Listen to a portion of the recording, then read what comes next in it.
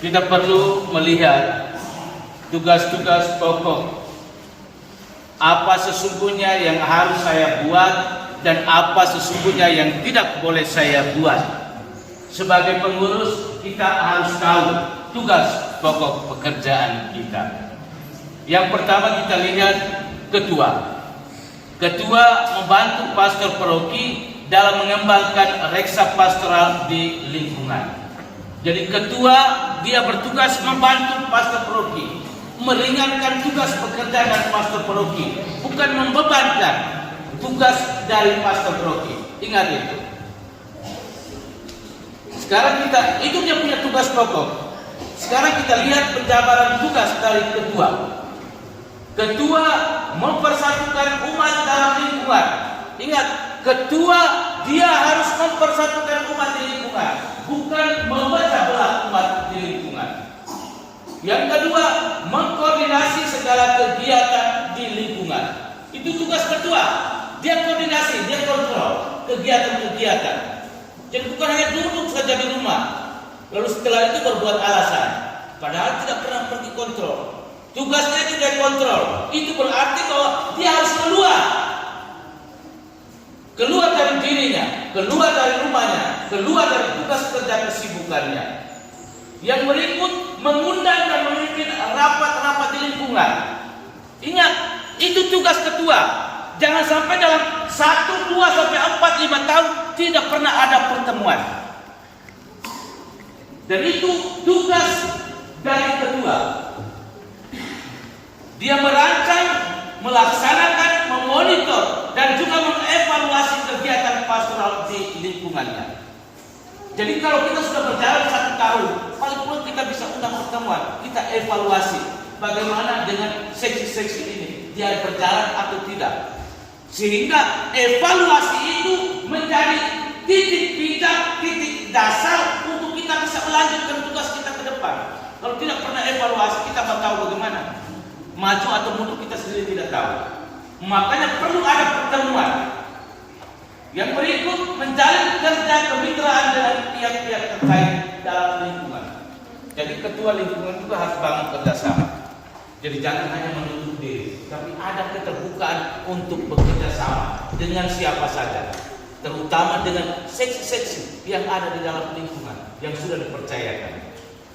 Jadi kita tidak bisa kerja sendiri, kita bekerja sebagai satu tim. Itu sebagai ketua. Yang berikut, wakil ketua, tugas pokok membantu ketua dalam mengembangkan reksa pastoral di lingkungan. Jadi wakil dia punya tugas pokok membantu ketua. Dan itu berarti kalau ketua tidak ada, wakil ketua tadi dia bertanggung jawab. Penjabaran tugas bersama ketua lingkungan mempersatukan umat dalam lingkungan. Jadi ketua dengan wakil harus ada kerjasama. Jangan sampai wakil kerja sendiri, ketua kerja sendiri. Lalu kita membawa kita punya umat kemana? Karena itu ketua dan wakil harus ada kerjasama yang baik. Kerjasama bukan untuk memecah belah, tetapi kerjasama untuk mempersatukan. Ingat itu. Yang berikut, membantu ketua dalam mengkoordinasi segala kegiatan di lingkungan. Jadi wakil ketua itu juga dia harus membantu ketua. Yang tadi katakan yang tadi pertama tadi tentang kerjasama. Yang berikut, menghadiri rapat lingkungan. Wakil ketua itu wajib hadir. Jangan bilang, oh itu urusan ketua. Jangan, itu prinsip yang salah, prinsip yang keliru. Ketua dan wakil harus hadir. Jangan kita buat alasan untuk tidak hadir. Jadi wakil jangan anggap itu, oh saya wakil, makanya saya tidak perlu ikut pertemuan. Yang berikut, memimpin rapat atas rekomendasi ketua lingkungan. Kalau ketua lingkungan berhalangan, makanya ketua lingkungan memberi rekomendasi kepada wakil untuk memimpin pertemuan. Jadi kalau ketua sudah beri mandat kepada wakil, jangan tolak. Itu tugas dari wakil ketua. Yang berikut, sekretaris. Sekretaris tugas pokoknya membantu ketua dalam urusan administrasi dalam lingkungan. Itu sekretaris. Penjabaran tugasnya membuat konsep surat dari lingkungan. Jadi ada urusan pertemuan atau apa-apa yang menulis surat itu sekretaris tadi, dia harus akan konsep surat semua itu. Menerima bersama ketua menandatangani surat-surat dari lingkungan. Jadi sekretaris dia harus tahu dia punya tugas pokok. Yang berikut bendahara. Bendahara tugas pokok membantu ketua dalam urusan keuangan dalam lingkungan. Bendahara urus keuangan. Itu dia tugas pokok. Lalu penjabaran tugasnya mengusahakan dana untuk menunda kegiatan pastoral lingkungan. Jadi bendahara juga berpikir bagaimana kita bisa mendapatkan uang. Dan dia terima dan catat. Jangan hanya terima saja, terima dan catat. Catat semua uang yang kita terima yang ada di lingkungan. Yang berikut, mengeluarkan keuangan lingkungan atas persetujuan ketua. Jadi uang yang dikeluarkan bukan jangan berpikir bahwa saya ini bendahara, itu saya buat sesuka. Jadi saya bawa uang keluar. Ingat, uang keluar atas persetujuan dari ketua lingkungan. Ketua lingkungan harus tahu.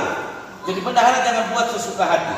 Jadi dia harus diperintah atau diberi mandat dari ketua baru bisa keluarkan uang. Lalu yang berikut, membuat laporan keuangan lingkungan. Itu bendahara. Jadi dia harus membuat. Jadi kalau ada pertemuan, bendahara lapor, pertanggungjawabkan. Oh, ini kita punya keuangan selama. Yang berikut, koordinator urusan pembinaan iman. Tugas pokok membantu ketua dalam urusan pembinaan iman di lingkungan. Liturgi kitab suci, katekese, KKI, karya misioner, panggilan seminari. Itu tugas pokok dari koordinator urusan pembinaan iman. Dia punya urusan dalam kaitan dengan pembinaan iman. Dan penjabaran tadi itu liturgi, kitab suci, katekese, KKI, karya misioner, panggilan seminari. Itu dia punya tugas pokok. Lalu penjabaran tugas mengatur, merencanakan, melaksanakan, memonitor, mengevaluasi kegiatan pembinaan dan perayaan iman di lingkungan. Perayaan iman di lingkungan. Yang kedua, melaksanakan setiap program kerja paroki di lingkungan yang berkaitan dengan urusan pembinaan umat, iman umat. Yang ketiga, membentuk tim pendamping dalam tugas pembinaan iman umat di lingkungan sesuai dengan kebutuhan. Dan ingat, pembinaan. Sekarang kita masa apa? Masa pra-pasca. Jadi bahan-bahan penyalahan APP itu didalami. Dan itu tugas pokok dari tadi. Tugas pokok. Jadi bagaimana dia membangun bersama mengkoordinir. Jangan sampai bahan tadi datang lalu kita simpan. Ingat, buku-buku itu kita beli. Jadi kalau beli habis, datang umat hanya simpan, tidak pernah menjalankan pendalaman. Setiap tahun kita hanya habiskan uang kosong begitu saja. Yang kedua, melaksanakan setiap program kerja paroki di lingkungan yang berkaitan dengan urusan pendidikan umat. Yang ketiga, membentuk tim pendamping dalam tugas pendidikan umat di lingkungan sesuai dengan kebutuhan. Yang berikut, koordinator aksi kemasyarakatan. Tugas pokok membantu ketua dalam urusan aksi kemasyarakatan di lingkungan, keluarga, HAM, PSE. Itu tugas pokok tadi. Lalu penjabaran tugasnya mengatur, merencanakan. Yang sebentar ini saya kasih beberapa lembar supaya bisa pegang sebenarnya bisa lihat. Mengatur, merencanakan, melaksanakan, memonitor, mengevaluasi kegiatan aksi masyarakat di lingkungan. Yang berikut, melaksanakan setiap program kerja paroki di lingkungan yang berkaitan dengan urusan aksi kemasyarakatan di lingkungan.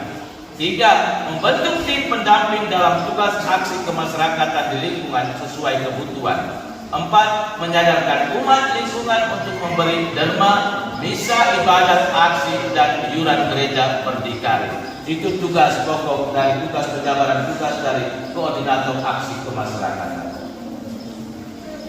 Lalu di KUB itu ketua, sekretaris, bendahara. Di KUB ada ketua, bendahara, sekretaris kan? Hah? Tidak ada, hanya apa? Ketua saja. Jadi ketuanya itu dia punya tugas pokok tidak jauh berbeda seperti ketua lingkungan. Jadi dia membantu ketua lingkungan dalam pengembangan reksa pastoral di KUB. Sekarang apa? Berdasar kita mempersalahkan satu sama lain. Kerja, kita lihat, koordinasi, kontrol. Kita melihat tugas yang dipercayakan kepada pengurus-pengurus mereka mereka lakukan atau tidak. Mengundang dan memimpin rapat di KUB, ingat di KUB ada rapat juga. Jadi kalau kita memimpin tanpa ada rapat selama 1 tahun atau beberapa puluh tahun itu susah. Kita tidak tahu perkembangannya bagaimana. Jadi pentingnya dibuat evaluasi. Karena dengan evaluasi itu kita bisa melihat perkembangan maju, mundur atau bagaimana. Kalau membantu ketua dalam urusan administrasi di KUB dengan penjabaran tugas membuat konsep surat dari KUB bersama ketua menandatangani surat-surat dari KUB, membuat dokumen rapat, ingat yang punya sekretaris dan sampai nanti tidak tahu dengan dokumen tugas baru. Mendokumentasi surat keluar masuk kalau telah membuat laporan kegiatan peraturan KUB. Bendahara membantu ketua dalam urusan perbuatan dalam KUB. Ingat bendahara, ketua yang masuk ke bendahara jadi dia masuk ke lingkungan bersama-sama. Bagaimana mengatasi? Jadi harap penjabaran tugas-tugas yang saya bacakan secara singkat ini bisa ingat ya. Kita ingat tugas pokok kita masing-masing. Mungkin ada yang mau tanya atau mungkin ada yang belum jelas mau butuh klarifikasi.